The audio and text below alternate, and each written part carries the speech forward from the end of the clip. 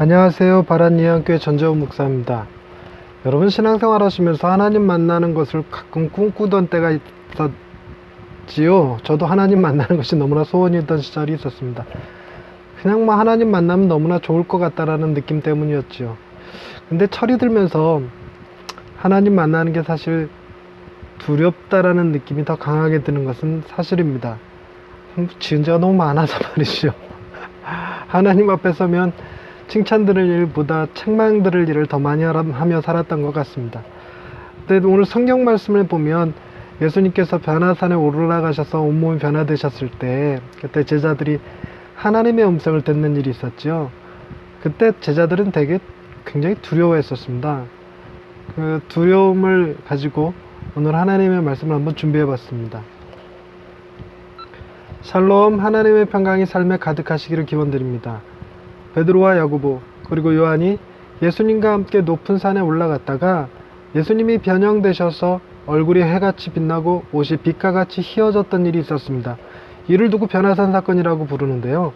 그곳에서 예수님은 모세와 엘리야를 만나셨지요. 베드로와 야고보 그리고 요한에게 이 일은 엄청난 경험이 되었을 것입니다. 자신들의 스승이 변화되는 모습도 놀랐고, 위대한 조상인 모세와 엘리야를 보았다는 것은 자신들의 눈을 의심할 수밖에 없는 일이 되었을 것입니다. 만약 3명의 제자가 함께 있다가 본 것이 아니라면 그저 꿈을 꾸었거나 환상을 보았다고 할 일이지요. 전혀 현실감 없는 사건이 바로 자신들의 눈앞에서 펼쳐진 것입니다. 그런데 더 놀라운 것은 하나님의 영광이라고 부르는 빛난 구름이 그들을 둘러싸았고 그 안에서 하나님의 음성을 들었다는 사실입니다. 하나님이 그들에게 말씀하신 내용이 마태복음 17장 5절에 나옵니다. 말할 때 호련히 빛난 구름이 그들을 덮으며 구름 속에서 소리가 나서 이르시되 이는 내 사랑하는 아들이요 내 기뻐하는 자니 너희는 그의 말을 들으라 하시는지라. 아멘. 그들은 조상 때부터 택한 민족 선민이라고 부르면서 섬기던 하나님을 만난 것입니다. 그리고 친히 그분의 음성을 들었죠. 만약 여러분이 이런 놀라운 경험을 하게 된다면 어떤 기분이실 것 같습니까? 저라면 너무너무 기뻤을 것 같습니다. 이게 만약 꿈이었다고 해도 기쁠 것이고 환상이었다고 해도 기쁠 것입니다. 율법의 대표인 모세와 선지자의 대표인 엘리야를 만나고 하나님의 아들 예수님의 본 모습도 보고 하나님의 영광도 체험하고 하나님의 살아계신 음성까지 들었으니 어찌 기쁘지 않을 수 있겠습니까? 그런데 베드로와 야고보와 요한은 기쁘지 않았습니다. 오히려 그들은 두려워했죠. 그것도 심히 두려워했다고 기록되어 있습니다. 하나님의 영광에 둘러싸여 그분의 음성을 듣기 전까지 베드로는 그것이 좋다고 했던 사람입니다. 모세와 엘리야 그리고 예수님을 위해 초막 셋을 짓고 아예 그곳에서 살자고 했었지요. 그랬던 베드로도 하나님을 경험하고는 심히 두려워합니다. 어쩌면 우리도 하나님을 만나고 싶어 하기는 해도 친히 하나님을 경험하게 되면 그들처럼 심히 두려운 마음이 들지도 모르겠습니다. 그들이 이해하는 하나님은 거룩하시며 공의로우신 하나님이시고 심판하시는 하나님이었습니다. 자신들의 모든 죄악들을 속속들이 잘 아시는 하나님 앞에 책망받을 것이 심히 두려웠을 것이지요. 조금은 이상한 비유 같지만 저의 허물을 너무나 잘 아는 사람이 저희 교회 예배드리러 나오면 심히 두려울 것 같긴 합니다. 그렇게 두려움에 사로잡혀 있는 제자들에게 주님은 다가오셔서 손을 대시고 일어나라, 두려워하지 말라 라고 하셨지요. 제자들이 눈을 들어보니 모든 상황이 꿈에서 깬 것처럼 다 사라지고 오직 예수님 외에는 아무도 보이지 않았습니다. 예수님도 변형된 모습이 아니라 자신들이 지금까지 늘 봐왔던 모습이셨지요. 제자들은 그때에야 비로소 마음이 놓였을 것입니다. 제자들이 하나님을 경험할 때 두려움을 느꼈던 이유는 자신들의 죄를 너무나 잘 알고 있었기 때문이지요. 그들의 신앙에는 죄인이 하나님을 만나면 죽게 된다는 믿음이 있었습니다. 마치 죄를 지은 사람이 경찰을 만나는 것과 같지요. 하지만 그들처럼 죄를 짓고도 하나님과 대면하여 친구처럼 대화를 나누던 이들이 있었습니다. 아브라함도 그랬고 모세도 그랬죠.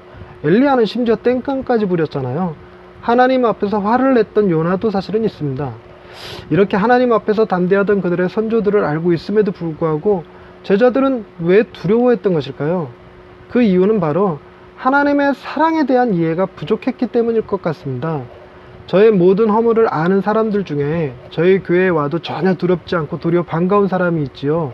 가장 대표적인 사람은 어머니이고 그 외에도 저를 사랑하는 가족들과 친구들이 반가운 사람들입니다.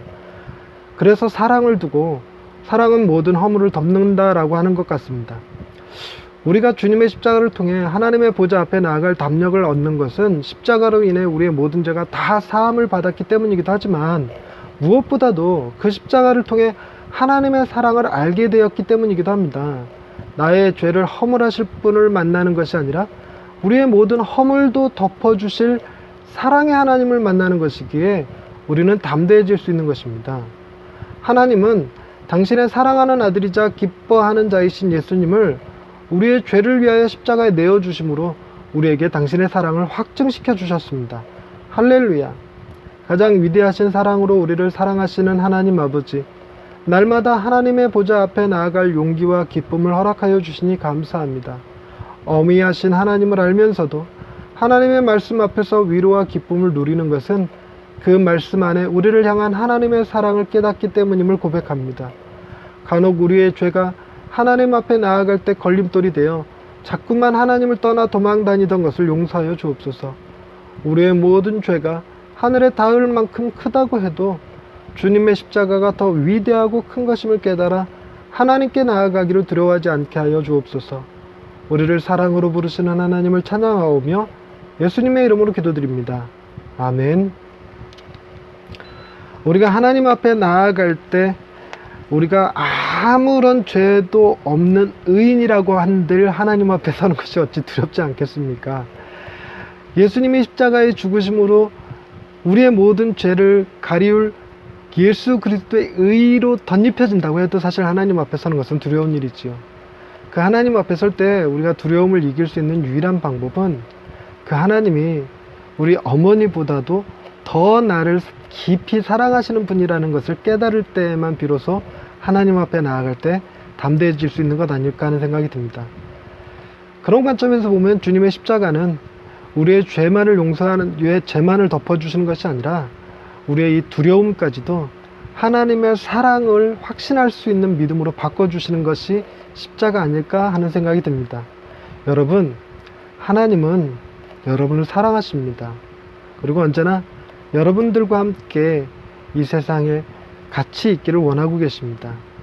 그 사랑하는 하나님 앞에 여러분들도 편안한 하루가 되시기를 주님의 이름으로 축원드립니다. 감사합니다.